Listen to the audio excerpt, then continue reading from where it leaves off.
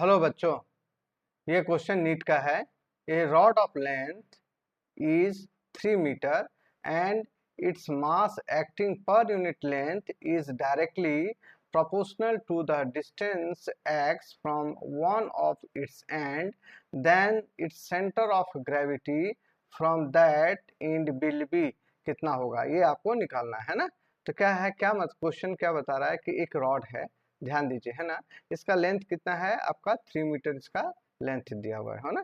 और ये क्या है कि छोटा सा हमने यूनिट लिया जैसे dx है ना, dx है वो x डिस्टेंस पे ये है फ्रॉम द ओरिजिन। ओके, इसका मास पर यूनिट लेंथ कितना दिया हुआ है kx। तो क्योंकि क्वेश्चन क्या कह रहा है कि मास पर unit length is proportional to क्या है, x डिस्टेंस पे है, तो दैट मीन्स क्या होगा kx। तो द वैल्यू ऑफ मास पर यूनिट लेंथ कितना हो गया kx, है ना।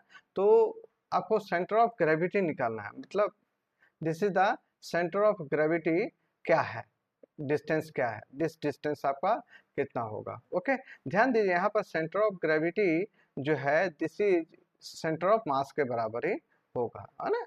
तो इसको सेकेंड, ये वेरिएबल है, मास जो है देखिए वेरिएबल है विथ एक्स, तो हम यहाँ इंटीग्रेशन करेंगे, ठीक है। इंटीग्रेशन कहाँ से, x1 टू x2।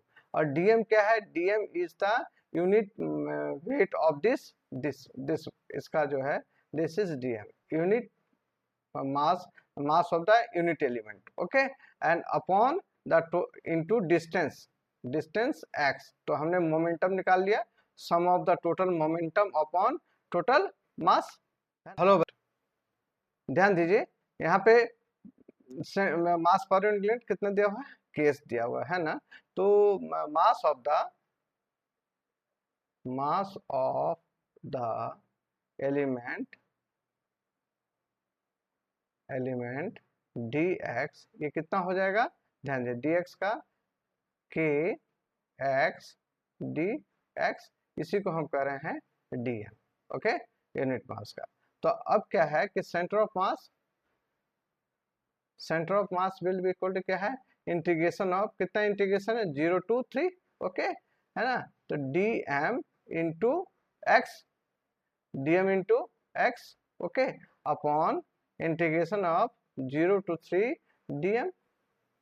ओके, तो यहाँ पर हम क्या लिख सकते हैं, 0 to 3 इंटू dm कितना दिया हुआ है हमारा kx dx इंटू x, है ना, दिस x अपॉन 0 to 3 क्या दिया हुआ है kx dx। तो अगर इसको आप सॉल्व करेंगे तो कितना बन जाएगा, this will B integration of 0 to 3, है ना, kx स्क्वायर dx अपॉन क्या क्या बन जाएगा 0 to 3 kx dx, and this will be equal to कितना, x देखिए कांस्टेंट कट जाएगा, then this value equal to क्या आ जाएगा x 3/3, है ना, 3 to 0, और अपॉन कितना बन जाएगा x स्क्वायर बाई 2, है ना, दिस वैल्यू इक्वल टू कितना का 3/0। तो इसका वैल्यू कितना निकल जाएगा, ध्यान दीजिए 3/3 अपॉन 3। ओके, एंड नीचे बाकी तो 0 ही है, 0 अपॉन 3 स्क्वायर बाई 2। ओके, -0, तो दिस वैल्यू इक्वल टू कितना हो जाएगा 3 to power 3 upon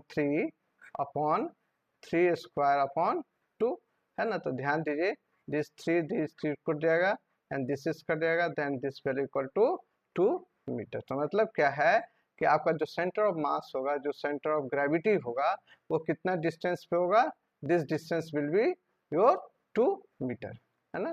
this distance is your 2 metre, मतलब यहाँ से लेके यहाँ तक का जो डिस्टेंस होगा, this distance is your around, this distance will be around 2 metre होगा। Okay, thank you.